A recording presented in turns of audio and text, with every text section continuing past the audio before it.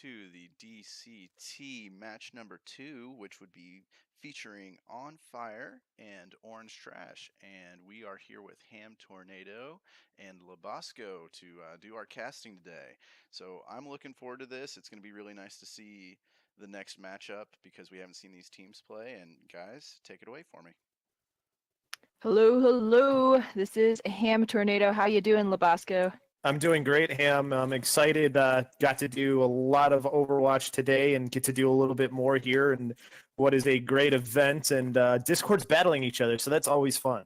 I know, right? So for those just tuning in, Discord Throwdown is a tournament in a similar four-map owl-style series between the players from these rival Discords. All, friendly spiciness going on. But as PKDI said, tonight we will be watching On Fire versus Orange Trash. So On Fire, their team captain is the mighty Muck Almighty.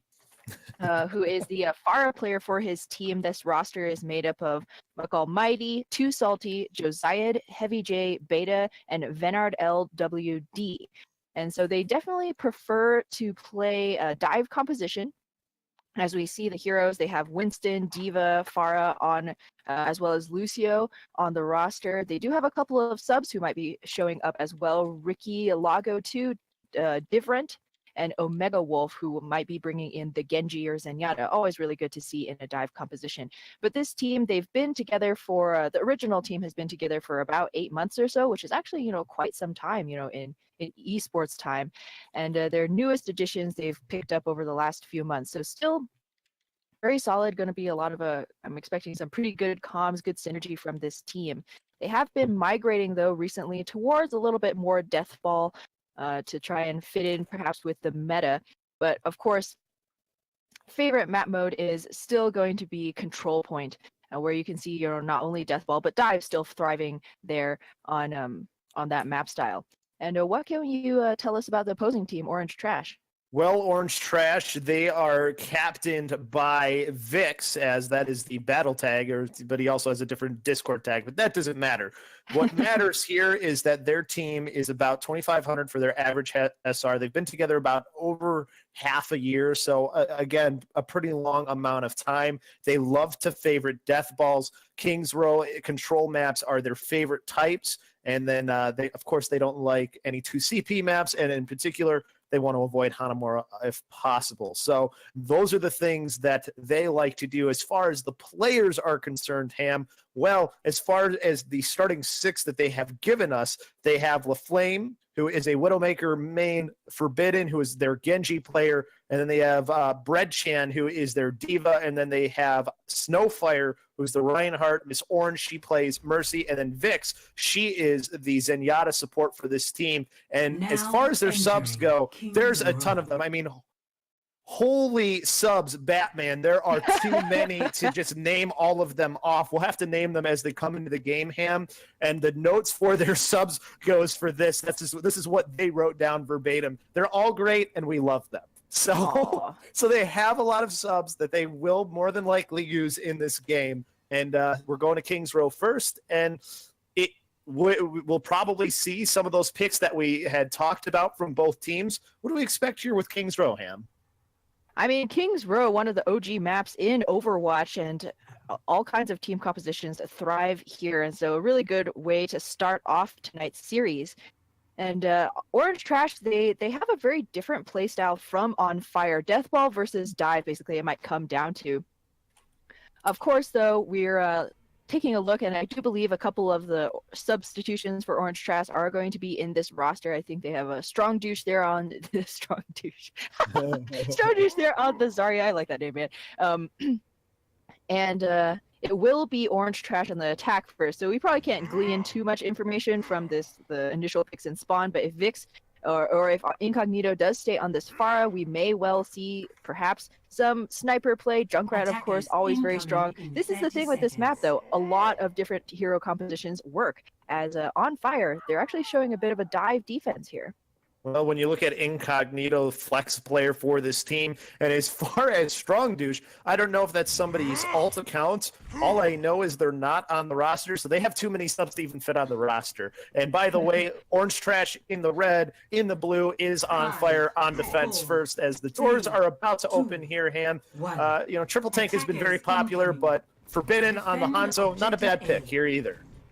Yeah, it's not just going to be Hanzo, but snipers all day long with La Flame, fittingly picking up that French purple lady on the Widowmaker. And so Orange Trash going with a very unique composition, kind of a double sniper. As I said that though, Forbidden does swap onto the Genji. But on Fire running with this dive defense, this is a pretty risky endeavor because an enemy team can really make hay with any kind of positional mistakes because you're not really able to just stand behind a shield, grind out any of those shield battles. However, though, in this first engagement, a really great early pick onto Strong Douche meant that Orange Trash will have to be sent back to Respawn to rethink that one. Yeah, talking about those, taking advantage of positional errors, too salty with 2 picks, and he's not too salty about, there's no doubt, as he's already building up to that first Riptire, already at 61%. For it, so that'll be something to pay attention to. Strong Douche trying to build up to get some charge here and get something forward. A little bit of a stall here before pushing forward from the attacking team in Orange Trash. The Flame gets the pick here onto the Fair, then another onto Ricky Lago. So a chance here for them to move forward onto this point. Just waiting for them to push up forward and charge in onto the point. Ends up going right into a trap. When it's not going to matter, as they have the picks that are needed. Too Salty did get one with the Riptire, but it's probably not going to be enough here unless his team can stall out as the subs start to come back. One tick already up on the board. However, Forbidden, though, finding the pick needed onto Mac Almighty to probably help his team, although using his Josiah able to use the Primal Rage to keep things going for his team. They're going to hold, but they did give up one tick. Oh, 1 tick gone, but what an incredible rebuff of that offense there. We saw Orange Trash looking so strong. LaFlame able to pick out both members of that pharmacy composition by himself. And so that forces the swap onto the 76. Ricky Lago going to stay on the Mercy with the Valkyrie in hand, and why not? You can also use that beam to damage boost the 76, get a little bit more damage in, or Too Salty, of course, Junkrat. He's already 60% up to yet another tire he used the last one in that fight. However, Forbidden has this blade coming in. No defensive ultimates. Heavy J still a couple seconds away from that sound barrier. If the Genji can find that opening or spook him, Nobu's just going to go straight in immediately. Sound barrier drop going to be saving them from the Earth Shatter as well. Excellent response.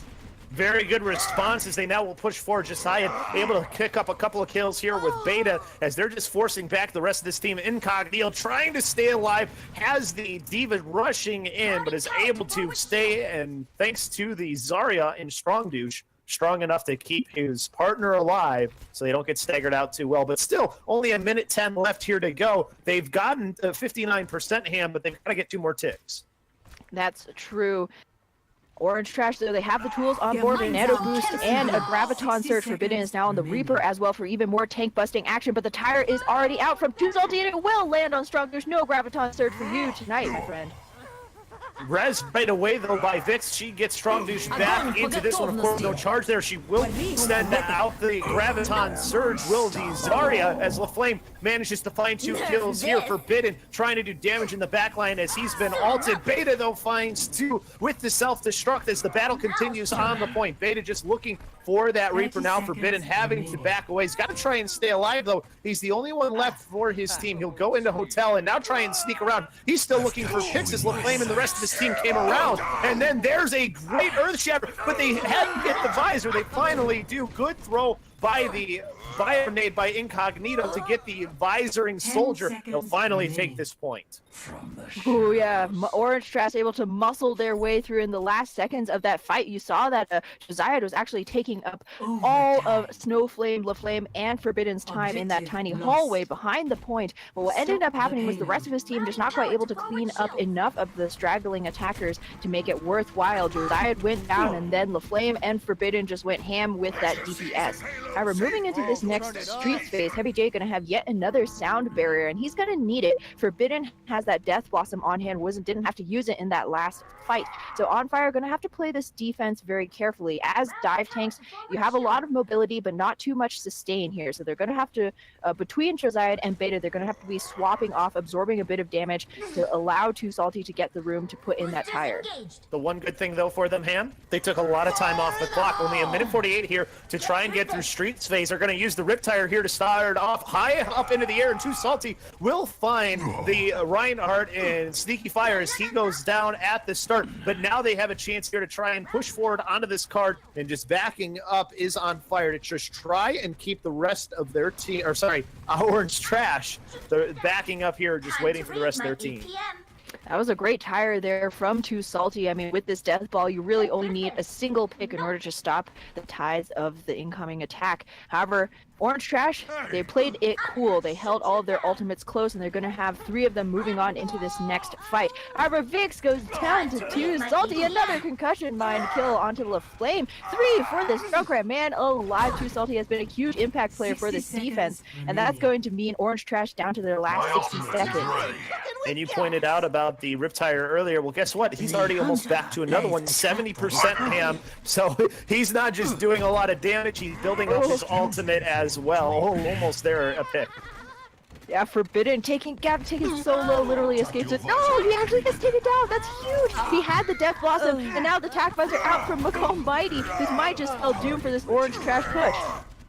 Mac Almighty getting 2 with that visor, and then the rest of his team collapses onto Snowfire to take out the Reinhardt. 23 seconds left to go. They have so far left to try and push. Team's going to have one more fight opportunity. They do have a lot of ultimates, but a lot of ultimates on the other side too as they both start to convene right here at the Streets. It's going to be the Rip Tire again from Too Salty going over the top, but LaFlame trying to use the Deadeye, dropping the tire on top to get LaFlame was Too Salty, and Josiah able to get Snowfire. So good start to this fight for the defending team in On Fire, but with a good use of his ultimate by Forbidden, he's getting his team back in this fight as they take out Beta. Only thing is, it's just a Primal Raging Winston left onto the point here to try and hold this forward as Mac Almighty and Too Salty trying to help him out.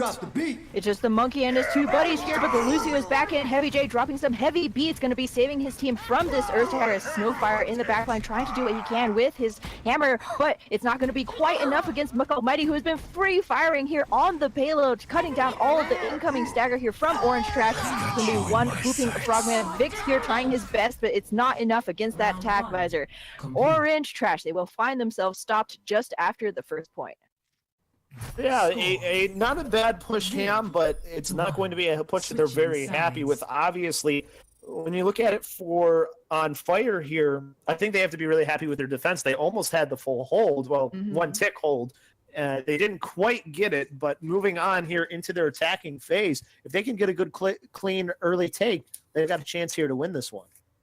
Absolutely. I mean, Orange Trash, they had so many tools in their belt. You could see that they had, nearly 6 ultimates on board for their last push. It was kind of just came down to that order of operations, not really able to chain them together effectively enough to cut through that On Fire defense. And especially at the point where the payload was stopped midway through that Streets phase, the spawns between the defense and the offense are fairly equidistant. So you can't really rely on the attacker's advantage to try and snowball the push there. You really need to see a little bit more coordination from those ultimates. As we did see a glimmer there, Forbidden's tire into that Diva self-destruct cleared up a lot of space, but unfortunately On Fire had even more to answer back with a really good last-second sound barrier there from Heavy J to just make sure that the sustain was there for the last defense. Like you said, to make sure they have that little bit of sustain, it helped out. And of course, every map important here, Ham. 4 points for winning a map, and then I'll tell you the rest a little bit later. So obviously winning is the most important thing. Triple tank is what we're seeing here from the side of On Fire. It's very popular on this map type, Ham, except normally you see either a Junkrat or something maybe a little different. They're going with the Soldier 76 here. What does the Soldier give them in this triple tank comp that you might not normally see if they go with maybe the Hanzo or Widow or one of the other players? Well, Hanzo or 5, Widow, as with 4, any sniper, is very much 3, all or 2, nothing hero. If you're hitting your 1. shots, you're doing a lot of Attackers damage for your team. You can incoming. get, you Defend can objective destroy a A. defense with a single pick. However, if you're not landing those, you're literally contributing nothing to the team fight. So Muck Almighty on this 76 is going to be looking to put in that long-range, consistent hit scan. Definitely really good against Forbidden's Junkrat, one of the few heroes that can try and keep him in check if you're not running your own trash mouth there. But already, the grenades proving a little bit too strong. Salty going to be the first one down, Josiah right after.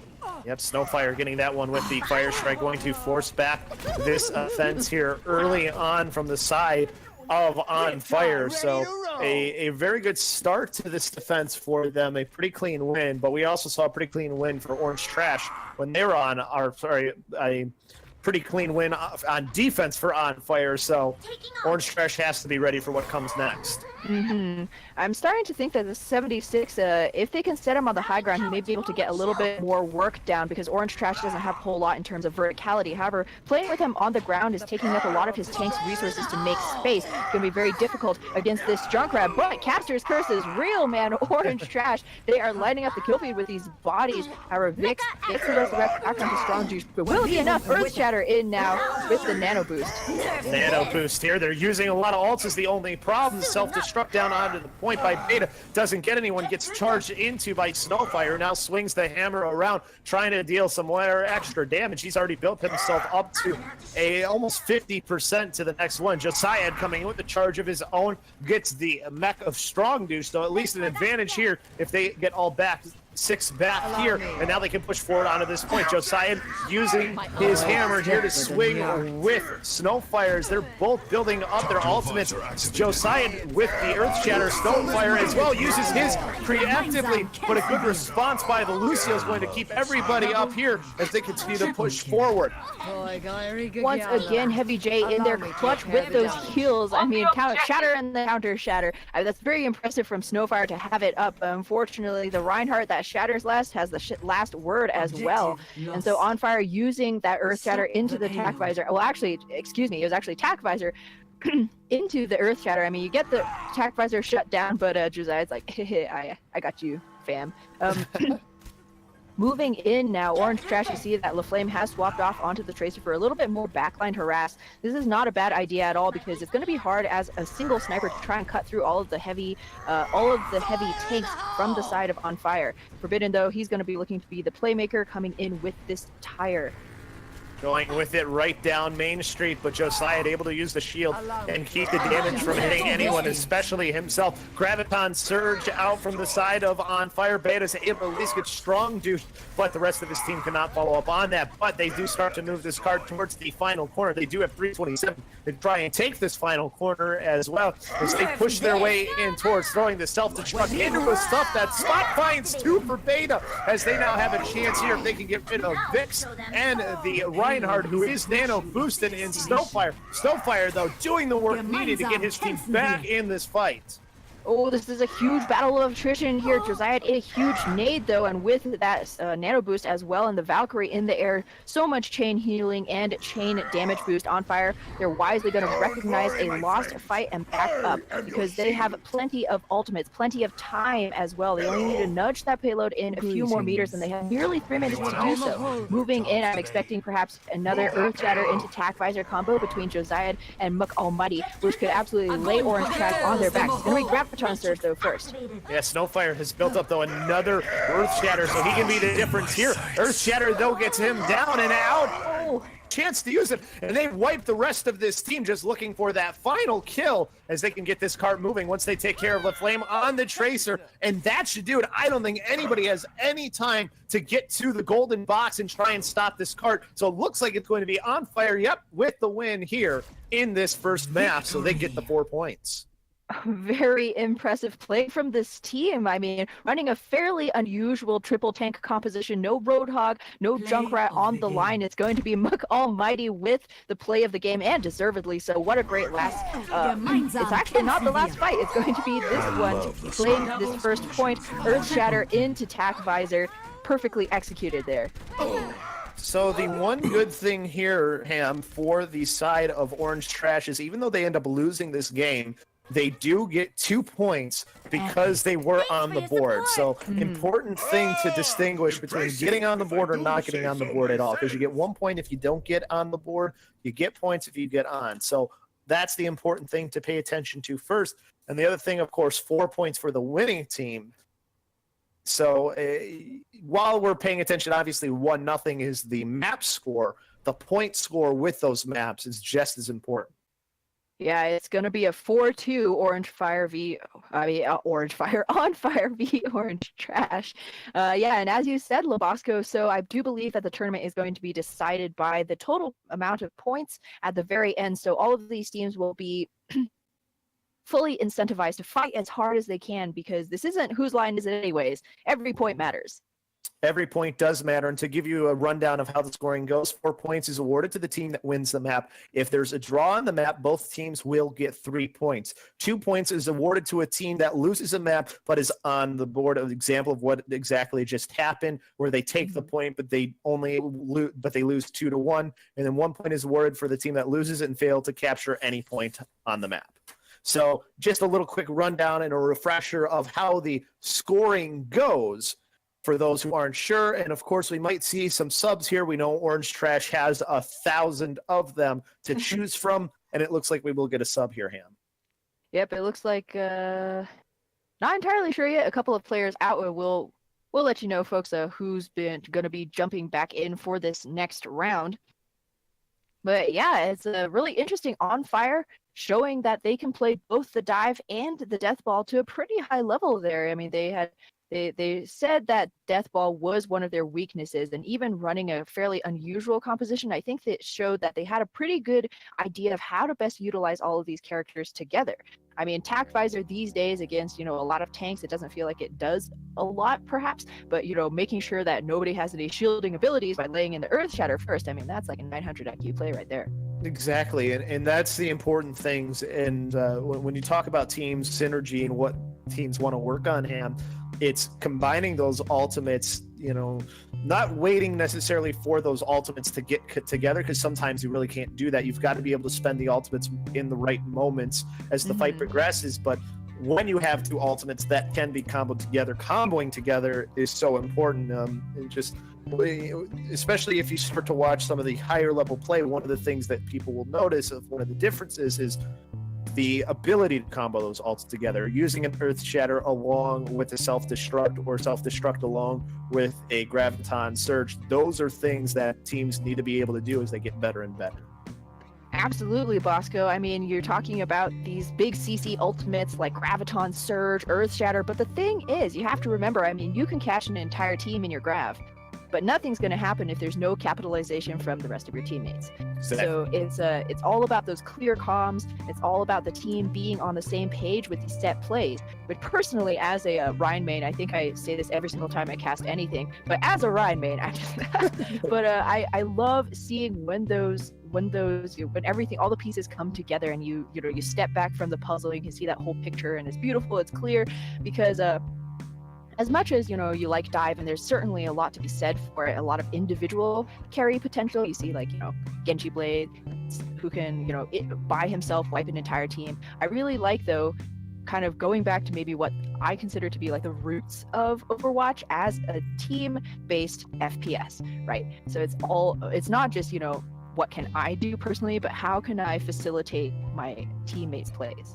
And that's the big thing, especially with where the meta is right now, I feel, Ham, where you can play dive, which is a very team-heavy comp that needs to be used, but also the death ball comps that are being used. It's not like one character specifically is carrying those death ball comps that are more triple tank, I should say. It's not really death ball, it's triple tank. That is one of the more common ones. And sometimes you'll see the slambulins, depending on which map you're on.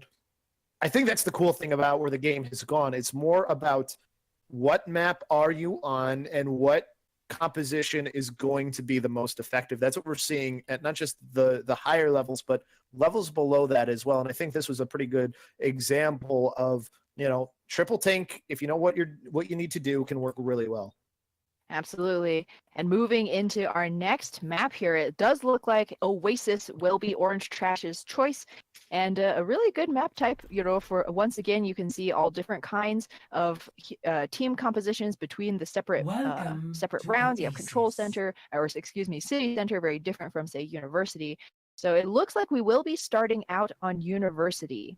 It's almost like the game heard you say university and it's like, all right, that's where we'll go. Because That's right. it was literally right as you were saying it that it ended up loading right into university. But looking at university, Farah is a possibility here, Ham. Not always used, but there is some verticality. She's not too restricted. That's something we could see.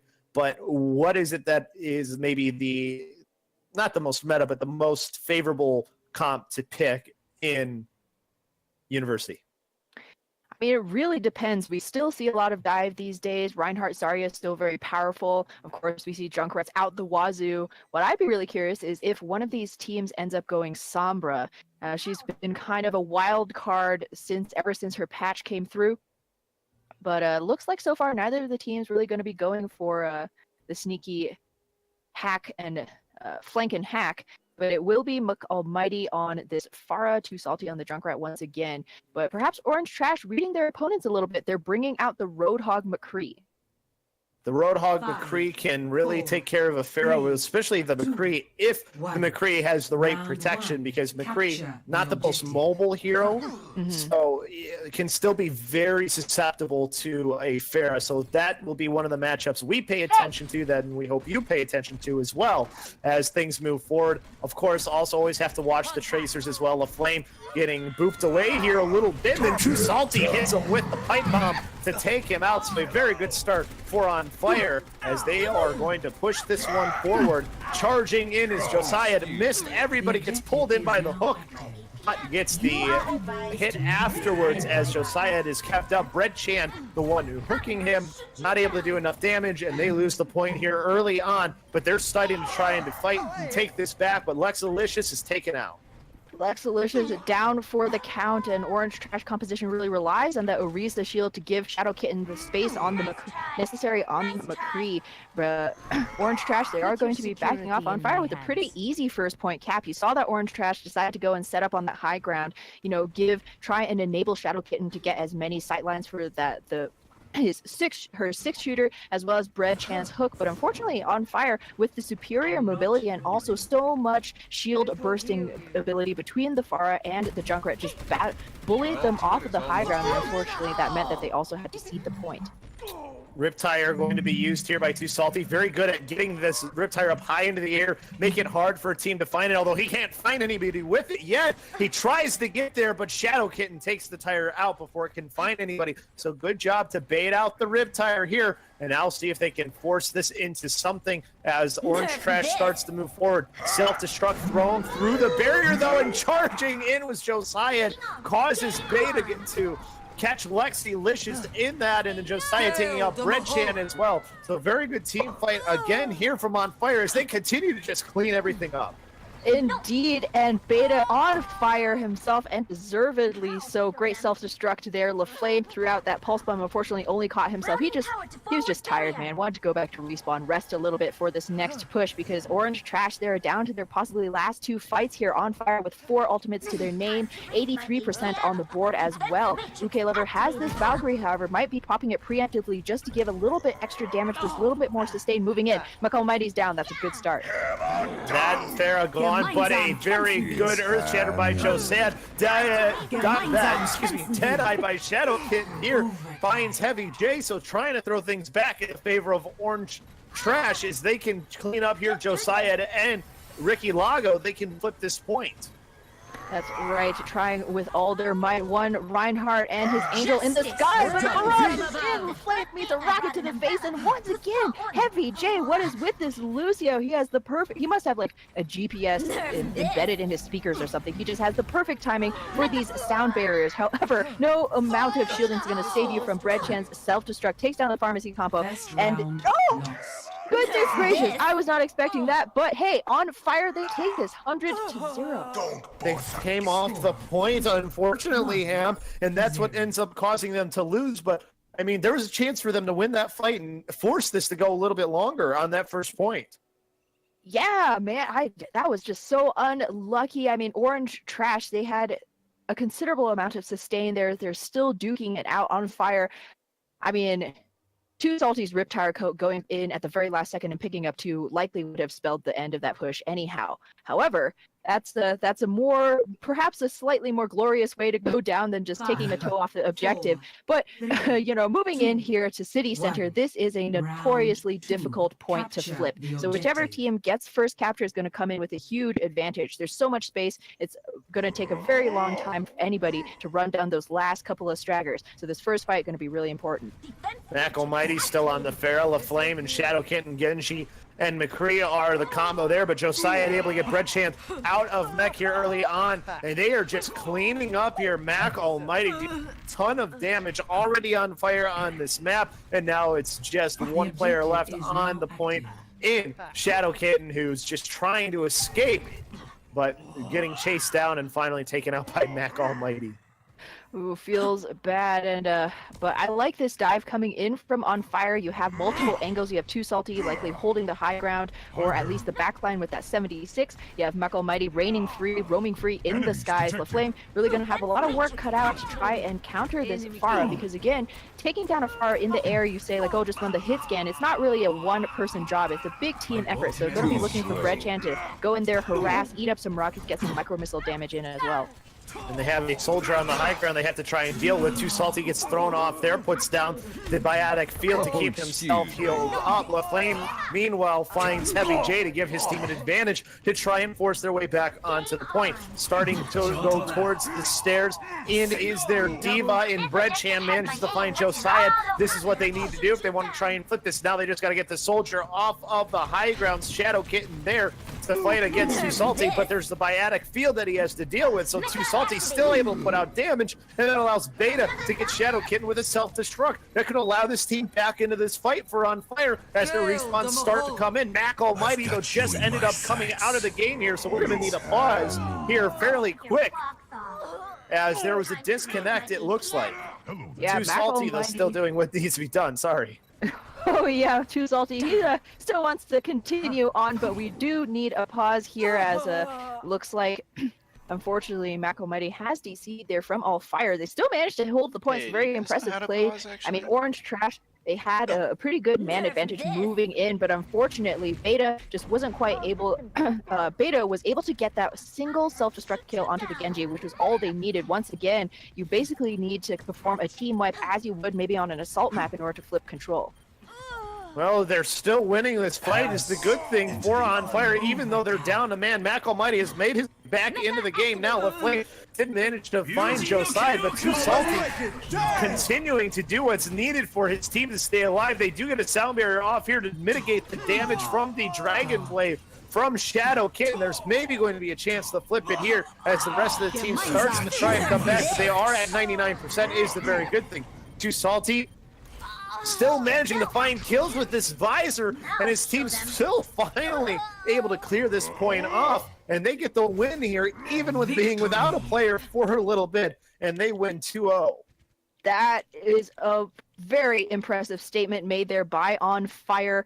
I mean, Too Salty going to be trading plays of the game between him and Mac Almighty on this 76, but enough good things can't be said about the soldier performance from both of these players. I mean, Muck Salty, Muck Salty, that's their celebrity 76 name, Muck Salty. You know. Anyways, Muck Salty, Too Almighty. Anyways, yes, but having that tac visor on hand, especially when on these very brawly style maps, It's as nice control to be center, control point is, you know, everybody's scattered. The tanks probably may not be in position. It's an overtime push. Everybody's desperately trying to rack up those frags, and the Soldier 76 comes in and it just trips everybody up with that huge tac visor. The Diva might not be in place for the defense matrix. You know, supports are hopping all over the everywhere. It's a great way to finish off a fight, as we saw there from On Fire. So the pause there not happening a little odd, and I think both teams were in a little bit of a weird state there for a moment, but it ended up not mattering. On Fire, even with them being down, the players still managed to come out on top. Ham, and now we move into our third map. I think if you're too salty, too salty played really well, but if you're on fire, you're probably feeling really good going into this third map, regardless of what it ends up being. Certainly, I mean, down a DPS, and as crucial a DPS as a Pharah in a dive composition that's running that pharmacy, being able to win out, even missing that hero, is definitely something. There's a lot to be said for the teamwork there from On Fire, always knowing what the win condition is. If we can get, like, a single kill from this D.Va self-destruct, it's going to be worth it. Waiting for the Lucio to speed boost the 4 other members coming in from spawn rather than trickling in one by one. It's a lot of it's kind of that small extra bit of polish coming in from this On Fire team. However, moving into our third map, I'm curious, Labasco, because we also see really good play, individual play from Orange Trash. What do they need to do in order to put a win on the board? I think they just need a little more team cohesion. I think that you're just seeing some really good focus coming from the side of the team in On Fire. It's part of it, and their DPS has really just been given a ton of room thanks to their tanks to do the work that they need to do. So you got to shut down the tanks, but you also have to shut down the DPS, right? So it's kind of one of those catch-22 situations.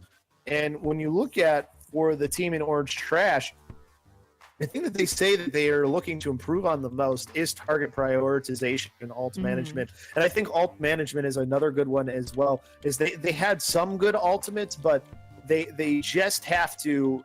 There were times where they were using ultimates and a fight was lost. You have to be able to hold on to those ultimates, and sometimes that comes down to somebody shot calling, saying no alts or something of that nature. But you also, as a player, have to have that self-awareness to know I can't use an alt here. We're down 3 players. An alt isn't going to change a 6-on-3.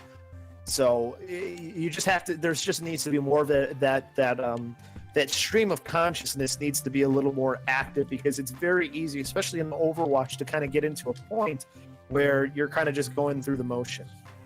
Exactly. These are some good live competitive games. No botting out allowed here. And it can be very difficult, though, to stay on board, and especially in a tricky situation like we saw in that last round with that pause coming out. Orange Trash, they are saying that they actually backed off. They stopped playing because they expected that pause to come out, but when it was unsure, whether or not the game would be proceeding, then the players are kind of in like a weird spot mentally, not really sure if they should be going all in or not. So we may actually be going to a potential 5th round, or maybe redoing that map. The teams are in tournament organizer are talking about that right now. So there are always these considerations, and certainly like the mentality or just being always 100% aware of where you are in the game relative to your teammates and how the fight is going is certainly something very important for Bosco. Yeah, and I think it's a good idea. It looks like we are going to redo our point map, which I think is fine. I think for both teams, you have to be okay with it. I think On Fire, you're fine with how you've been playing anyways, so why not do it again? I think if you're on the other side and you're talking about the team in Orange Trash, you also want to redo this map, not just because you weren't happy with your performance, but you get more practice too. So if both teams are okay with it, why not? Yeah, we just want to make sure that everybody comes away feeling good, feeling clean, that they did everything that they could, that, everything was fair and justice was served. So we will be going once again back to Oasis, this time opening on Gardens. Yes, and Gardens, another map too, Ham, where we can see quite a bit of Pharah. I mean, Mac Almighty has been pretty darn good on the Pharah. I don't think Mac's going to switch off anytime soon, especially with Ricky Lago as his Mercy. Certainly, and both of the Mercies actually have Miss Orange and Ricky Lago been able to get off quite a few good resurrects throughout that last Oasis map we saw, so can't really go wrong running this Mercy even in today's meta, as Miss Orange on the side of Orange Trash likely going to be looking to damage boost LaFlame, possibly give it a little bit more extra help in taking down that pharmacy combo. And I do love this support pick from Bouquet Lover, going to be on the Zen this time. Not only will you have that trance, but also the Discord Orb to tag and bag that bird out of the air. They don't have a particular shield tank, though. They do have some good damage mitigation from the D.Va and, of course, the barriers, but it's not that Reinhardt or Winston shield. Do you think that can make a difference here as this first fight starts to get underway? Absolutely. We see, though, the effect that the Pharah has on the lack of shielding Orange Trash. They wanted to go through the open area, but they're going to be forced into this left side hallway to try and approach this point. LaFlame, as McCree, once again, as you mentioned, Labosco, doesn't have a lot of sustain himself, needs a lot of support from the rest of his team, and already put under pressure here by Beta. He's going to be running away with his life, but On Fire get the first point cap again. They do get the first point cap. Shadow Kitten gets the first kill, though, but Mac Almighty's okay with that. But LaFlame with a good pick here takes Mac Almighty out of the air. So trading here 1-for-1. Miss Orange able to get Shadow Kitten back into the fight here, but Josiah is able to find LaFlame. So fairly even here. But Miss Orange already with the Valkyrie trying to keep her team up as they want to take this point back. Already up to 23% though as they're fighting to try and clear the point. Mac Almighty back into this one is able to get Breadchan. So have to get the Pharah out of the air again. Lucio is back in the mix, though, and this is another squishy character, Heavy J, with yet another sound barrier. However, it's not going to be quite enough for Shadow Kitten's blade. Finds Ricky Lago in the back, but the Transcendence is out, making sure that Shadow Kitten will be safe when he's rezzed back up by Miss Orange. So things are looking pretty good for Orange Trash. They're trading fairly effectively, but here, once again, on control point, you can't just trade. You need to get that team wipe. LaFlame now in with the high noon, looking to tell everybody what time it is. Looking for those sight lines, but those squishy heroes playing so obnoxiously behind that point. Finally, though, I think it's going to be a point flip for Orange Trash once they get rid of just this monkey and his Mercy. Ricky Lago now looking to try and escape. We'll see if they are able to chase Ricky Lago and take out the Mercy, and they do. So Ricky Lago down there and having to regroup here is On Fire. Flip finally comes, but it took a while. They're up to 66%.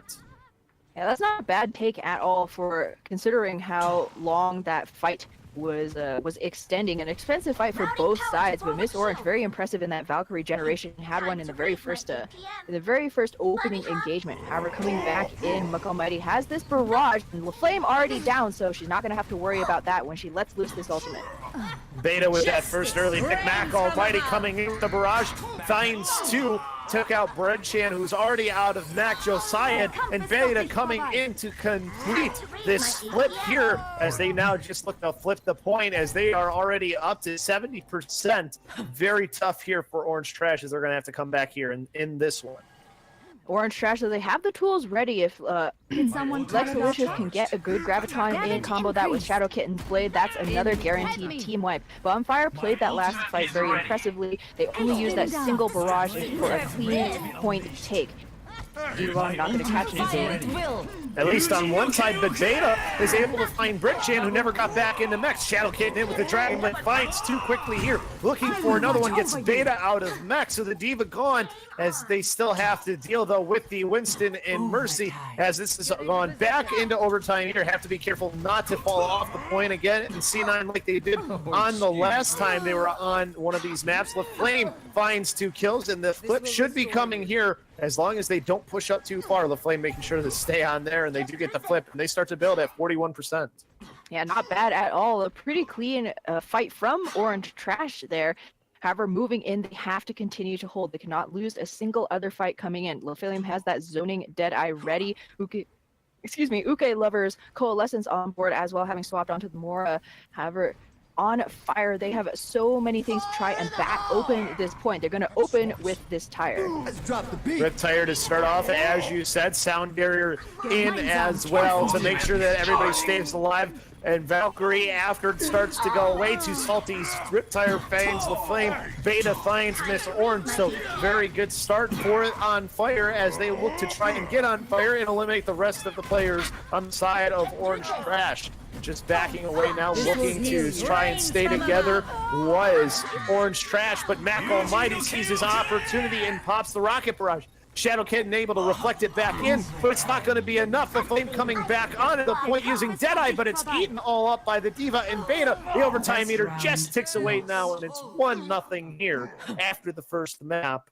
A very, very good take from On Fire. They fought through with those ultimates and able to eat the last couple of ultimates that could have changed the game. Certainly. I mean, we saw On Fire their strategy coming into that last point. They had 4 ultimates, and they popped basically every single one immediately. You saw the tire coming out from Too Salty, zoning away Orange Trash, then the sound barrier coming immediately in to make sure that, if the tire gets a good pick, the rest of the team will stay healthy. From that point on, Orange Trash, it looked like once they lost a member early, they weren't really able to get their feet back under them. We saw Miss Orange taken down, trying to go in for that res, which was really unfortunate because Shadow Kitten was just a couple percentage away from a Dragon Blade. If Shadow Kitten had managed to stay in the body of that fight and not forced to draw that blade at the very tail end of the engagement, it might have been a huge difference maker.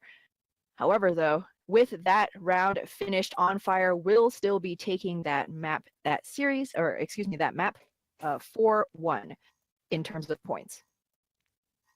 Right, exactly. 4-1, so 8-3 is where it continues to stand because I only just played that last point considering that when the pause happened, we already knew who the winner was of the one before, so that's why we're not going to a third or a second one in the case of as far as it was concerned, and now we're going to have a new slew of people come in here for the side of Orange Trash, Strong Douche coming back in, Incognito as well, and a couple of others will be making their way, and I think we're just waiting for 2 more to get thrown in to Orange Trash here. Yeah, Orange. Go ahead. And Orange Trash subbing back in Sneaky Fire and Strong Douche, perhaps going with that Reinhardt Zarya again, as it does look like the map choice will be Route 66. So definitely a map type where the shield tanks are very strong. Again, I'm really crossing my fingers to see some Sombra. If you can get that first defensive hold on right around Big Earls, it becomes so much more difficult for the attackers to try and push in there. So even though she's still a rather niche pick, I think the Sombra could definitely do really well. And then if you have a Sombra on the defense, maybe you'll see a Mei on the offense, a Reaper, please. We did see a Mei earlier today for in some of the games that I was casting earlier. So it's always a possibility, although that was on Watchpoint and Gibraltar. So it's still Route 66, very similar to Watchpoint. So of course you could still see the Mei come in, and it wouldn't be too bad of a pick if you think that you can play it well. So I think that we're getting some switches here from On Fire, and I think Orange Trash is making a few substitutions as well. We already knew that they were switching out most of their team, but I think they're doing a couple more. Yeah, it is kind of nice when you do have a pretty deep roster that you can put in the players who feel most comfortable on certain maps with certain heroes, with certain compositions. That's definitely something Orange Trash has going for them. On the side of On Fire, I do believe they're only swapping in one player, Venard, who I believe, if my memory serves me correct, is a hit scan player for the side of On Fire. So a lot of different. We're going to get a whole different look here. Teams more than likely have 66. Exactly. I think that's what we can for sure expect. And well, maybe hearing you, Geeky Bunyan is showing a Sombra at least for the very start. Geeky Bunyan, be my sweet onion. Play Sombra, please. Well, all signs point to Sombra as the initial pick here. And Strong Douche going to the Widow as well. So quite a few things being changed up here for the side of Orange Trash, but we kind of expected that. Yeah, this is a Snowfire. Snowfire on this Reinhardt, though. He has certainly been a great tank player for the side of Orange Trash. Not only is his ultimate timing really good, but he seems to generate an Earthshatter every single fight. I remember on that it seems like quite some time ago, but on that King's Row map, where we first saw him play, had like an Earthshatter in the very first defense, which is insane, right? And so that's definitely something, that's definitely a tool that Orange Trash will hopefully be looking to bring out against On Fire. Though on their side, Josiah, he has been equally good on the Rhine. Yeah, and Mac Almighty was away for a second, but comes back and is going to show us the Junkrat here. So Junkrat along with the McCree will be the 2 DPS for the side of the defending team and On Fire. Yep, that's right. And Too Salty, interestingly, after having played a pretty impressive Junkrat throughout the series thus far, is going to swap onto the Mercy as Venard has been swapped in for the McCree. So not just hero swaps, but role changes as well for both of these teams, as we see On Fire camping up here on that classic high point defense on top of the gas station. Greek Bunyan is on the Sombra too, so you can be happy. Ham and the big health pack have hacked in the cave there. So his team's starting to push forward. We'll see what Geek Bunyan can do here. Venwald will get the first pick, though, onto Vix as she goes down here. So a very good start for the defending team. Finds another one in Incognito as they're very happy with how this is starting. Oh, yes, and On Fire recognizing their advantage here, going to be dropping down off of the high ground. However, that means that Strong is able to swoop in for the kill onto Almighty. So now things are looking a lot more even. However, between Josiah and Beta, they are able to clean up the last stragglers. Venard finds Incognito once again. So the flashbang has been really strong for this McCree thus far, taking care of all of those annoying, highly mobile heroes. Come over here. Well, the one thing, though, is with the changes to the player in Sombra, you can still build ultimates pretty fast, even though it's not coming from your health paths. It's coming from your damage, and Geeky Bunyan already has it and uses the MP right away here. Now just a matter of can his team take advantage of it. Deadeye gets one. Geeky Bunyan gets Josiah, and then Snow Fox gets another. Beta does get Strong Douche out of mech, but it's not going to be enough, especially with that Deadeye not getting anything for Venwall. Oh no, and Venard going to be left all on his lonesome. Beta was like, see ya, I gotta stay alive for my team. Oh no, but actually gets a last second DMAC. Geeky Bunyan. That's actually really great for this orange trash push. Now they're going to be lacking so much damage mitigation going against Forbidden. It's going to be a big tire to open things up, though. Almighty himself gets taken down, but the tire still lives, searching for a good target. Forbidden is down, but once again, fairly even for both of these teams. Charge in, able to find one is Snowfire, but quickly taken out by Beta, so helping swing things back into the favor of On Fire was Beta and the rest of the team there, able to take out the targets needed. It was actually a really impressive last-second defense, making sure that even down a Diva, that On Fire, they just had the bodies on the point, and I think they might have been ready and willing to give it up if it were so, but Orange Trash, unfortunately, going to be rebuffed. Now, moving in, Snowfire, though, has an Earth Shatter this time around. Strong Douche with that Diva self-destruct as well. And, of course, even this Moira Coalescence is going to be something very strong to combo with that Earth Shatter. Well, the self-destruct there gets caught kind of on the, it looks like the AC unit on the top of the house. Benard able to find one with the Deadeye, and Mac Almighty, one with the mine, and the other one with the pipe bomb. And then Heavy J coming in as well and takes out Forbidden. So another push stopped here by On Fire. And just being short of that first point is so important. Yeah, that was really unlucky, though. Incognito actually just popped the Coalescence, and so lost not only his life, but an ultimate as well. Now going to be swapping onto the Ana instead, trying to keep all of these tanks alive here. On Fire, ready with their own Sound Bearer and Earth Shatter. However, Geeky Bunyan has stayed alive in that backline, and will have that EMP immediately drops it down, catches a large majority of On Fire. Doesn't catch the Lucio, though, is able to use the sound barrier. Venard able to take out Forbidden, his counterpart. So it might not be enough. They're coming in, charging toward the players that are still on the point. Heavy J does manage to take out Snowfire, but it might not be enough as the rest of his team has fallen. Self-destruct manages to get one to Strong Douche in Venard. So still having the pits being coming out here, but the Mercy all the Valkyrie by Too Salty coming in to try and res, but was too late to get the player. Good Earth Shatter, they'll get Vix and another in the Ana, but can't get the Ana down yet. Deadeye from up top from Forbidden does manage to get one. Snowfire finding another one as well, as they just need to be able to clean off the rest of this team, but Josiah and Mac Almighty pushing forward as they're trying to flip things back in their fire. Snowfire gets pushed off the card, only one left. Earth Shatter gets everybody, but no one was there as they get stopped short of that first point. And that's important to pay attention to him, because we know that they need to get a tick if they want to get that extra point if they do lose. That's so unlucky. Snowfire trying to be the hero for his team, but all that happened was On Fire was able to take a nap while he went back to respawn.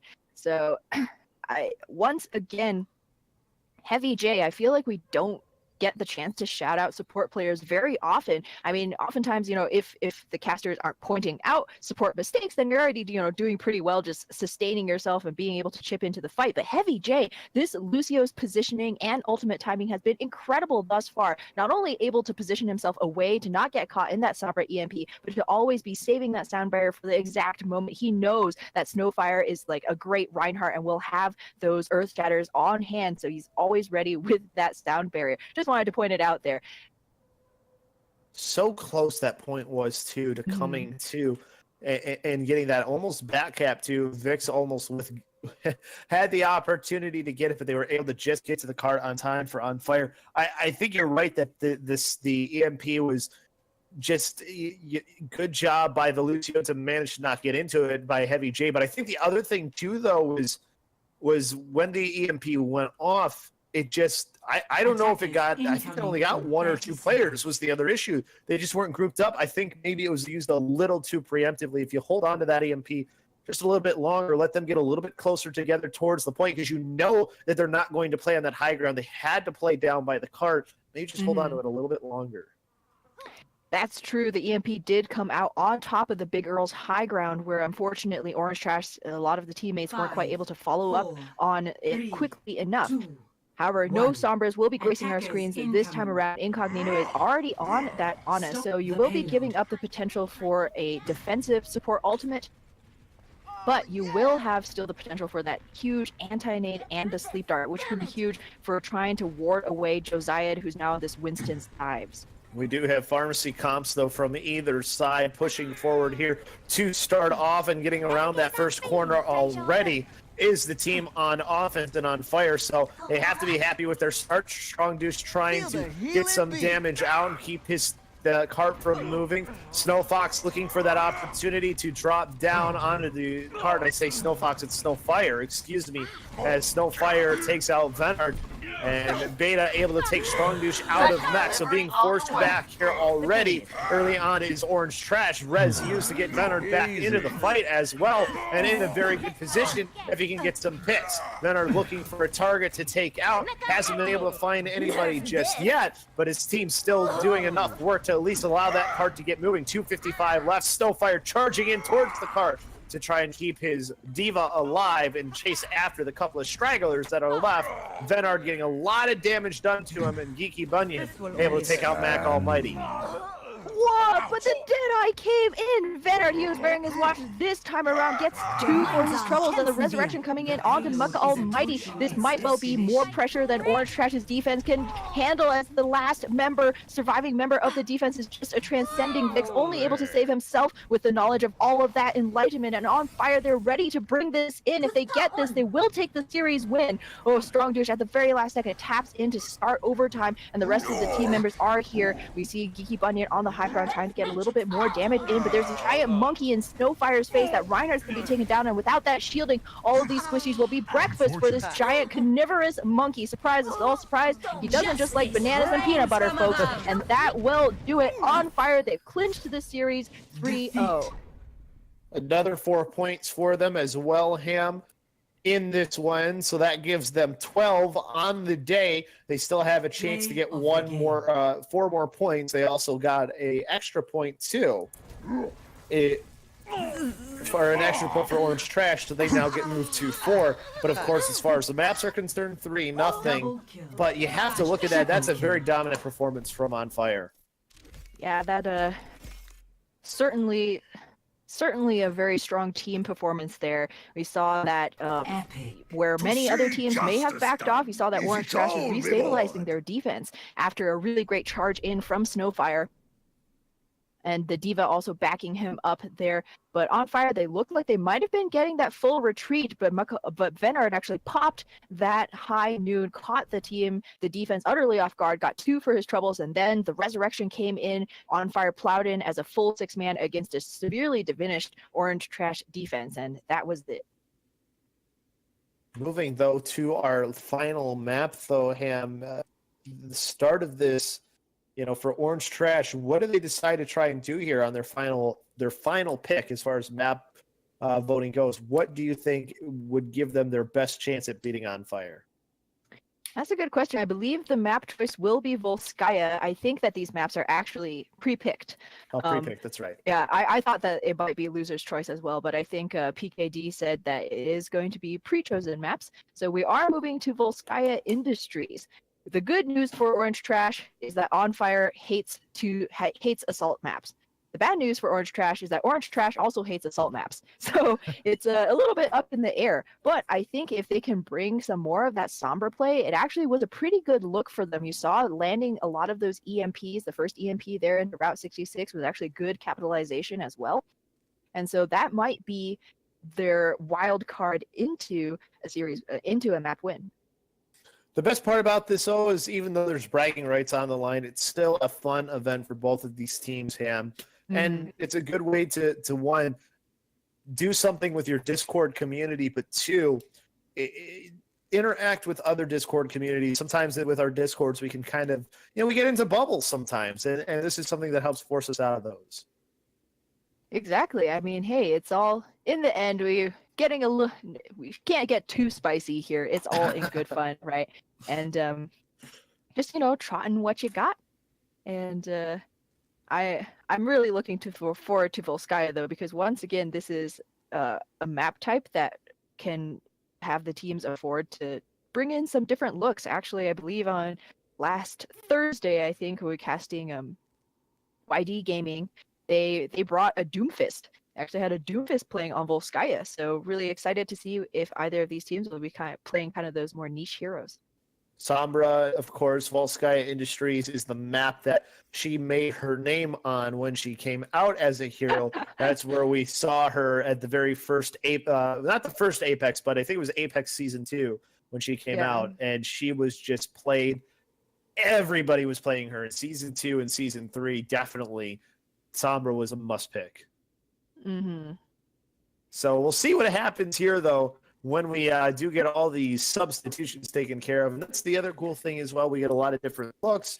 We also get a lot of people who get to play in these. So a good team atmosphere and just a lot of fun to do. By the way, before we go into this, the teams haven't switched sides, or though they have switched sides, I'm just looking at the wrong things. So yes, On Fire will be in their red with their Shanghai Dragons, and then Orange Trash will be in the blue. So I confuse myself, but hopefully we don't confuse you. That's the most important part.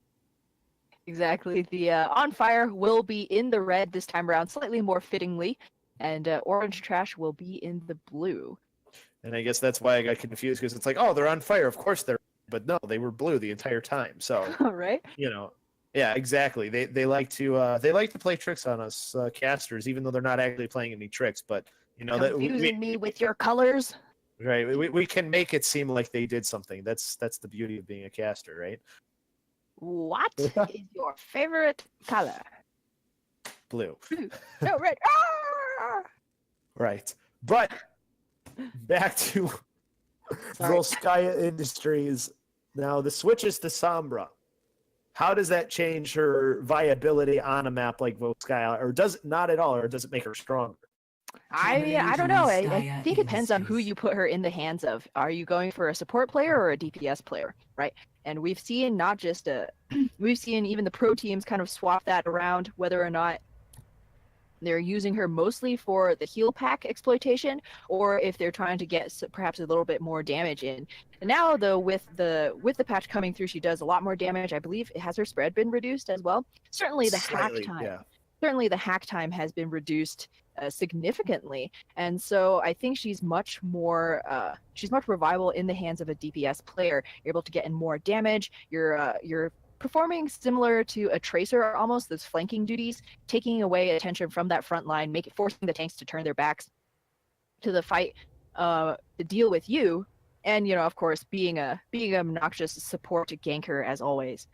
Just like Tracer, it's important to stay alive as that Sombra Ham. But the other thing too that really has to be paid attention to is it's a little bit easier to get the one clips with a Tracer than it is the Sombra. The Sombra still has the potential to do it, and it's almost the same probability that you can get it as a Tracer, but it's slightly in favor of Tracer. So it's a little bit more skill is needed to be able to play that Sombra. Because you think about it before, you were never relying on the Sombra to maybe one-clip someone, but that potential being there now is something that's massive, especially if that Sombra gets onto the back line. Exactly. But unfortunately, we've been waxing poetic here about Sombras, but no lovely Mexican ladies to grace our screen here. It's going to be all about the old men. Centered on the McCree. Geeky Bunny going to be looking to put in some damage on this 76 as Shadow Kitten once again is on the Genji. Interestingly, Muck Almighty is on the Pharah. What do you think about this? A hero pick that we see occasionally, but not very popular on this map. Well, Mac Almighty has shown us a great Pharah all the way up until this point. So stay on something that you're comfortable with, and Venard's doing the work on the ground. So it's not really going to matter, at least here early on. Mac Almighty's still getting some damage out there, where it's the rest of his team that's doing the damage that's needed. So the femme fatale in the Pharah still mattering here, even though I guess that would be more so Widowmaker. Not that it matters as this team cleans up, and they will take this first point fairly quick. I'm claiming Certainly this a very quick capture here. It all started with a couple of good shots from Venard to take down the opposing long-range hit scan in Geeky Bunyan, and then to get Uke Lover as well as you went in for the resurrection. And so this is, you can see, kind of one of the dangers of running this Mercy without a lot of avenues of escape, as she will be confined mostly to the ground here, reliant a lot on Bone Collector's Reinhardt shield to stay safe. But once again, no, it's going to be Shadow Kitten this time first falling. Beta pushing Shadow Kitten off the map is how that happens. Now the Deadeye here by Venard doesn't get anybody, but does some damage. The rest of his team getting the kills that are needed. Get Breadchan out of Mackie Bunyan, though, trying to keep this thing back in favor of his team. Self-destruct out on the point will cause everyone to have to come off, but now they're coming streaking back in. Rocket barrage from behind, at least getting one was Mac Almighty, but quickly reflected into Shadow Kitten, who now pulls out the Dragon Blade and takes out the last couple of Straggers left. It's just Beta who's going to try and escape, but I don't think that's going to happen. Well, maybe it will. As I say that, of course, Beta able to get with the rest of the team. Ooh, and a good bubble there from Josiah as well, making sure that everybody is safe and in mech, cozy, cuddly, warm. Full sky. It's a winter, it's a winter environment. It's very harsh on the skin. You don't want Diva to get, chapped lips or something like that. But moving on, Muck Almighty, you saw there going for that flanking barrage. It looked really deadly, but Shadow Kitten playing the hero, getting the reflect kill onto a perhaps a little bit too arrogant of a Pharah, and then finishing it out with a beautiful Dragon Blade. However, this time around it's going to be Bone Collector looking to the hero, but the bubble is there to stop the hammer. Self-destruct in by Breadchan, manages to get Heavy J, but Josiah, it's Lexalicious, so down a support on either side, even at 5v5. The tanks in Beta and Bone Collector going at it. Bone Collector winning that battle with the hammer, though, as this should eventually cause maybe a fullback. But Venard has the Deadeye and wants to push forward. Gets onto the point, was able to take out the shield of Bone Collector and then take him out. Also was able to get the Diva out of mech, but the Dragon Blade again from Shadow Kitten here can help turn things back in the favor. Oh, good use of the flashbang. Gets rid of the rest of Shadow Kitten's Dragon Blade, though. But this is sort of a drawn-out fight here, and it's not really going in favor of On Fire is the issue. No, indeed. They are backing off now, but not after ceding a considerable amount of ultimates and time as well. However, they still have, over 4 minutes and 30 seconds there. We saw that Too Salty trying to push things through with that Valkyrie, but Shadow Kitten able to answer with that Dragon Blade. One of the best ways to, cut one of those annoying moths out of the sky. And if nothing else, she can only bring back one of her fallen comrades. So it's always a very good trade. Moving into this next engagement, though, we'd have that barrage online for Muck Almighty, but Lexalicious has the Transcendence. It's going to be, once again, who gets to pop it first. Shadow Kitten already up to 70% for the next Dragon Blade. Bone Collector and Geeky Bunyan combining, getting 3 kills here, and that'll force back On Fire once again. So 2 CP, well, not going too well for them. They have been able to force any of the ultimates, and Shadow Kitten is going to have a Dragon Blade in the next fight at some point. Yeah, at a certain point on Fire, they may have been just looking to draw out more ultimates, but Orange Trash playing very disciplined there. They're going to have My 5, ultimate's nearly 6 online operational. for this next push. On Fire, they will have a well-stocked ultimate pantry of their own, but it's going to be all about finding those openings. So far, Orange Trash has been very good at playing the defense aggressively, picking members of On Fire early on so they can never push in with a full 6-man. And Orange Trash talking about a full 6-man. They almost have full 6-man. All self-destruct thrower in though, and Beta gets 2. Burst Chatter here to counter it though by Bone Collector manages to get Heavy J at the very least, but Deadeye will find 2 from Vanard and then finds Luxalicious afterwards rolling onto the point. Self-destruct over the top. Red Chatter able to get 1. Dragon Blade in desperation to try and get things even, but there's a Winston in his face, but he manages to get 2, and then 2 from the Deadeye from Geeky Bunyan, and they're able to turn this around somehow and not even give a tick. Insane plays there from the DPS of Orange Trash. Geeky Bunny and Shadow Kitten really coming alive here on Volskaya. I mean, it's this shades of LA Valiant. They play their best when all the cards are on the table and there's really no other option here, because that blade, I mean, a little bit questioning it, 1v6, but it wasn't just there for that sword action. It was to give Geeky Bunny the distraction, the opening to get a 2k with that Deadeye, and Shadow Kitten even able to clean up with 2 more afterwards. That's just a cherry on top. Get through this. Massive cherry on top, because the time bank now down to 2:15 for the side of On Fire. Have to try and take the point here if you can, if you want to have some time on the clock. Josiah misses the charge, but is able to get Bone Collector out of the way. Geeky Bunyan though finds Heavy J, and Luxalicious finds Josiah. So things going in favor of the defense once again, and being forced back is the rest of On Fire. Mac Almighty being very ineffective here on the Pharah as of late. Do they make the switch here now? Absolutely. At 2 minutes, this is when you make that switch. If you swap heroes now, you may still be able to work up to an ultimate by the time overtime comes around. However, Mac Almighty looks like they're going to be sticking with this Pharah pick. Breadchan has been excellent at gobbling up all of those rockets, and the support players have also been playing very intelligently, using the bridge to hide away from the Pharah sightline. So either Mac Almighty needs to go and take a flanking route, which may be a dangerous proposition against a McCree like a Geeky Bunyan. And already we see yet another high noon earn.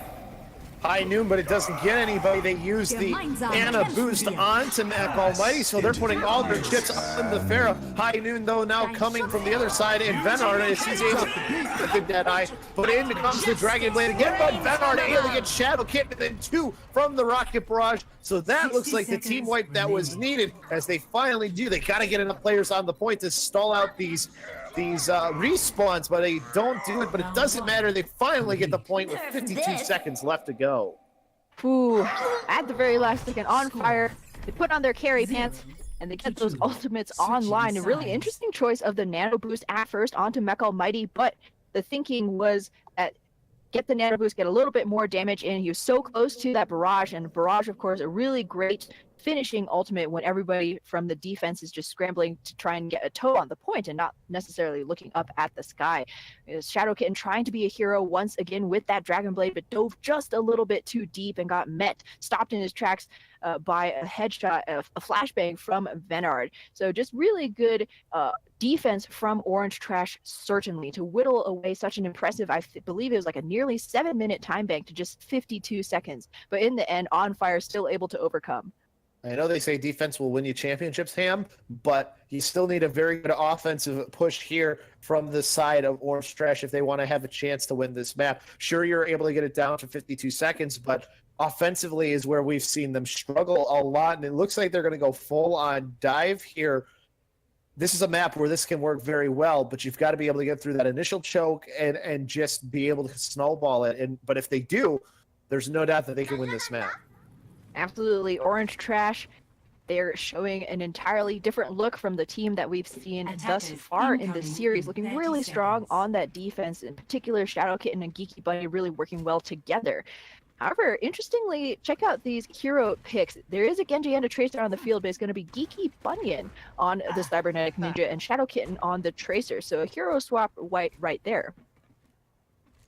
So like you said, the hero swap already. We're going to see the Orisa Diva along with the Junkrat and the McCree on defense. And that's a lot of damage that can come out, though, from those two characters, but they're very immobile, even with the Lucio. That's certainly true. If Orange Trash can get a good flank going, especially if they can take the Orisa or one of the DPS players down early, it's going to be a beautiful opening because on fire, the composition that they're running is very, very hard. It's frozen. It's a frozen rubber band, and those don't bounce back from early picks at all. Well, On Fire saw where Orange Trash was, so what do they decide to do? They decide to go along to the right, and now they'll jump on towards the back line and onto the rest of that. But Anna gets a very good nade to keep everybody healthy up on that high ground. Beta able to get Breadshan out of mech, but Breadshan is able to get Beta out of the mech as well, and Kiki Bunyan doing the work that's needed, getting those dashes in. Does get anti-healed here, but it doesn't matter because he's able to sustain through it with the reflect, and now it's just Venard on the point, and it will be a good take here from Orange Trash. They built up a big time bank, but they still have to get the second point.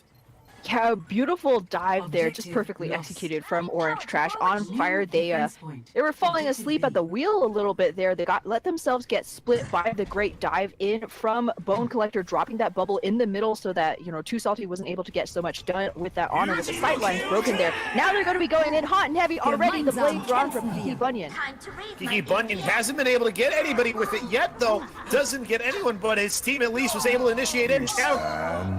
Finds something, but Venard with the Deadeye from behind, but isn't going to be enough as the tire comes out to help clean up the rest. And yes, it will be enough, but it was very decisive. So the one good thing for the team in Orange Trash, they can really get back together quickly, and they got out quite a few ultimates, but there's still the nano boost, the self-destruct left. And not to mention Heavy J's sound barrier ticking up towards completion once again. So Orange Trash, they tried to utilize the momentum there, but On Fire, they took those hits early, knowing that they could come back with that high noon Junkrat tire combination. So cutting it a little bit close, though, for this defense. Rolled with the punches and then the counter punch. We'll see if they have a counter punch here. Too Salty, though, making it an offensive onslaught to start off. Too Salty with two on the Anna. Venard and Josiah just doing the rest of the work. Josiah, the one who's getting the benefit of that nano boost. So now they will try and chase down Breadshan, who tries to get away, and it looks like Breadshan will. So good way to not get staggered, and one ultimate used, but ultimate's still coming online here. They'll still have three for On Fire. Yep, that's right. Rotating those ultimates very well. Venard gonna have yet another high noon, and this man certainly knows how to use it, not just for zoning purposes. Coming in, though, Orange Trash, they're gonna have two tank ultimates, and crucially, Geeky Bunyan's blade at the ready. Self-destruct just to clear a little bit of space first. Breadshan now pushing forward after getting back into mech, with Venard starting it off the right way by taking out Kiki Bunyan. But Lexilicious able to get two. Deadeye doesn't get anything there this time. Transcendence coming out from Lexilicious as Bone Collector's able to get one with the proper rate. Self-destruct on the point, doesn't find anyone, though. Everybody able to get away quickly. By the way, that res coming in kept everybody alive in this fight, so they're going to be able to flip this potentially here, but Sound Barrier to stall it out, hoping to get the spawns to come back in. Need a big rip tire here, though, if they can. The team spreads out in anticipation. Venard, though, able to take out Shadow Kitten in response. Riptire doesn't get anybody, but it doesn't matter because the stall might have worked long enough for his team to come back in. Mika Lover able to get Shadow Kitten back up. Oh, it's an extremely long, drawn-out brawl here on the point, but slowly, Orange Trash look to be winning out this siege battle. Another huge nade, though. Me and Geeky Bunyan is down out of the count. Lexilicious as well, and you need that Zenyatta to keep up all of your dive members. It's just going to be the two tanks of Orange Trash now trying to see what they can get done here. A very valiantly fought battle, but they won't even have a single tick for their efforts there. On Fire, constantly able to keep at least 1 foot on the point at all times. They're under 4 minutes now, too, so a lot of time needed off by that last push. Josiah with a great start takes out Bone Collector, so the res will have to be used early. That's important for the fight, too, because now you don't have the res going in. You gotta wait 30 seconds before that happens. Josiah jumping back in here into the fight. Taken out, though, by Lexilicious, so that's the start that they need, so it's back to a 6-on-5. Self-destruct here, can everybody get away? Breadshan can't. and Heavy J will find Yuka Lover afterwards, but Geeky Bunyan using the Dragon Blade here, trying to get things back in favor. Transcendence just up here by Lexalicious, keeping up the last few members alive on the point, but they're heavily outnumbered as the defensive On Fire looks to try and hold here. Bone Collector does get too salty, but it's probably going to be too little too late, as they'll have to regroup once again, and now they're under 3 minutes. Yeah, that was an unfortunate time to trance there from Lexalicious. There were only 4 members of the team left alive and no ultimates online, as Geeky Bunyan had already thrown in that blade. So using that Transcendence just for the hopes of winning out with your vanilla Overwatch skill is always a dicey option, even without the defending respawn so close here on this second point. So moving in here, Orange Trash, they're going to have to invest a couple of eco pushes, most likely to try and get their ultimates back up, especially considering On Fire will now have 4. They were able to rebuff that last attack without using anything. But Venard goes down once again, out-dueled by Geeky Bunyan, and that's a perfect start. Riptire to start off here. Geeky Bunyan getting 2, though. Riptire looking for a target to find somebody. Does find Geeky Bunyan from Mac Almighty. The only thing is they should be able to get the res back off. So tire used, and you just get res back. So good trade if you're the side of Orange Trash. Valkyrie used as well, but Venard able to take out Yuka Lover right away. So goodbye to that Valkyrie. Self-destruct and desperation in the air. Not going to find anyone as taken out before even able to get back into mech with Bread Chan. That's right.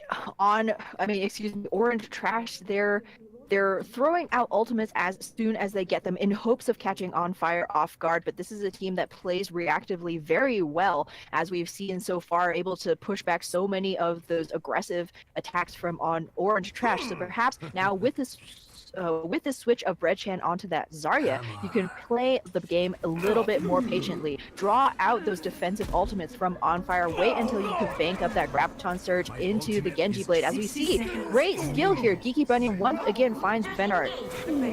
Good start to the fight, but they have to have the follow-up here. Deadeye was trying to be used by Geeky Bunyan, but taken out by Josiah.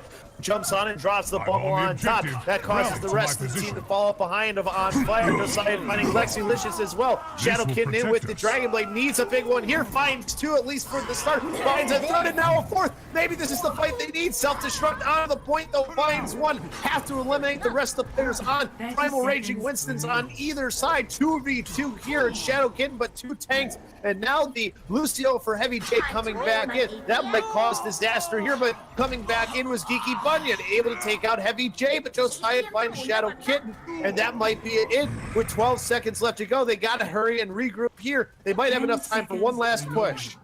4 more seconds until Lexalicious has that Transcendence. It might be a trance and dash, but he's already put under so much pressure. No, he goes down 1 second away from Venard. He takes down Hookay Lover as well. And this is going to be doomed for this push. No supports, no bodies, no more time, no hope. Orange Trash, they will be held. It will be 16 points total for On Fire with that win to Ham Tornado, and it'll be 6 points for the side of On Fire. So tough final game there, but I think if you're the team of On Fire, you have to be happy that you get 16. You get a really good win. If you're Orange Trash, you get the 6. So you're able to pick up a couple of points at the very least, even though you didn't win a map. Yep, that's right. It's going to be you still come away with at least the play of the game, because the Genji plays, if nothing else, were extremely impressive there from Orange Trash, even in the last seconds of that Volskaya push of 4K for your blade. And that's not just some, ordinary ulting, my friend. It's not, and I think that the Dragon Blades coming out, it's so fun when you can see a Genji who can get a Dragon Blade off like that. He's definitely one of the more fun characters to play in this game too, but unfortunately, as far as the matches go, Orange Trash will have to go to the drawing board here. Unfortunately, they lose this battle here, but there's still plenty of time left for these teams to play, as of course it's a round robin to determine who's going to go on and play later on. Certainly, there's more weeks of good Overwatch action in this Discord Throwdown tournament, folks. So Orange Trash, this definitely is not the end of the line for them. Really looking forward to seeing what they can bring in the future weeks. See if they can line up some of those great plays of the games with the rest of the team, and they'll certainly be on the right track if they can do so.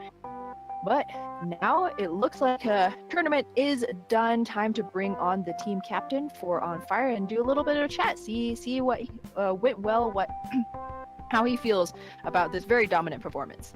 And Mac Almighty, the captain for the team as well. So be bringing Mac Almighty in here in, I think, just a second.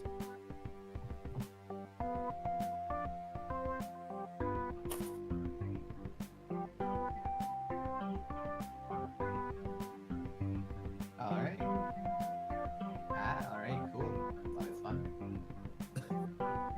All right. Welcome. Congratulations. Hey, thank you.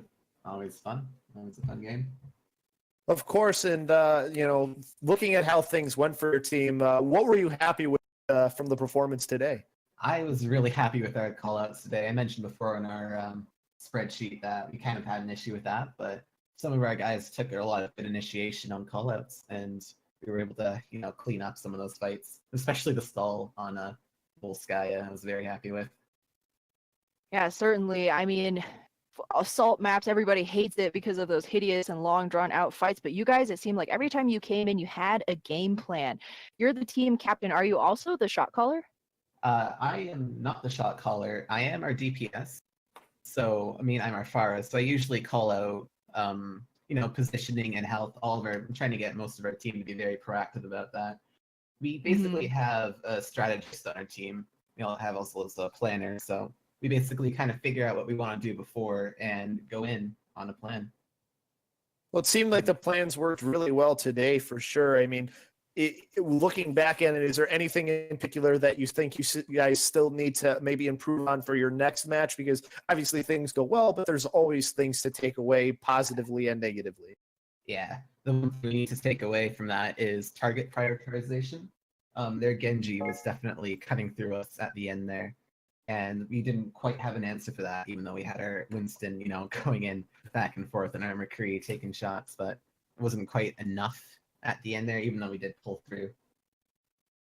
Still Yeah. very impressive stuff. I mean, Genji Blaze, I'm just a plebe, so, but as far as I know, Yeah. it's sometimes there's only so much you can do. And if some guy, wants to turn you into sushi, unless you have, trance or a sound barrier on hand, it can be very difficult to deal with.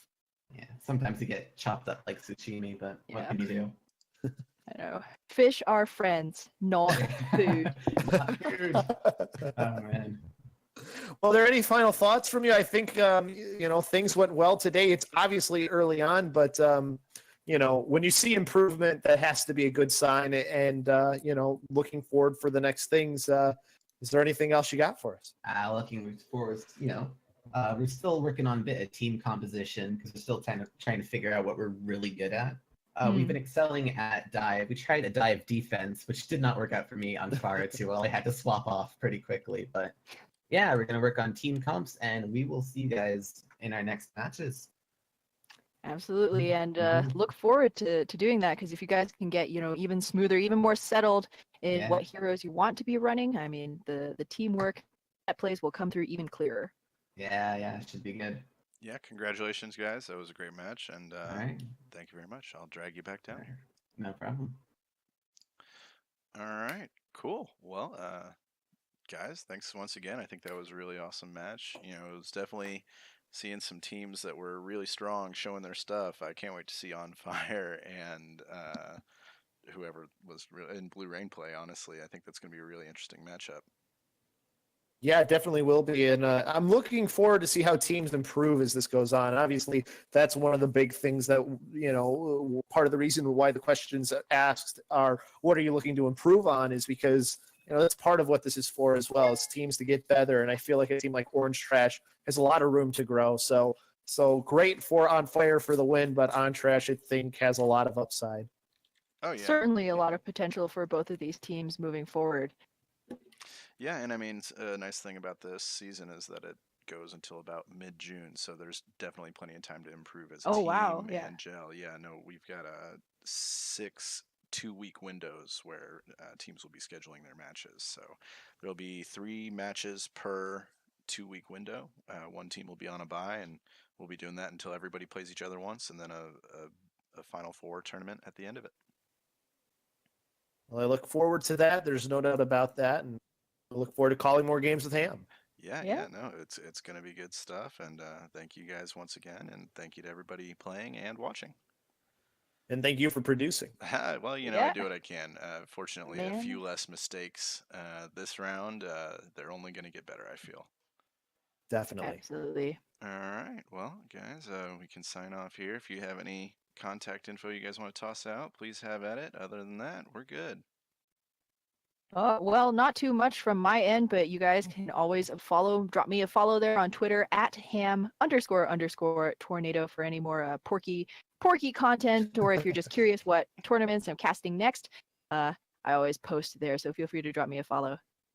Yeah, at Labasco for me, very simple. Honestly, that's most of my social media, or a one at the end, but Twitter being the main one that I use, just at Labasco, and talk, hang out, see what I'm doing next. I do a lot of stuff with Ham, so chances are if Ham's doing something, I might be doing something with her. So Sounds good. We can't wait to hear your voice again.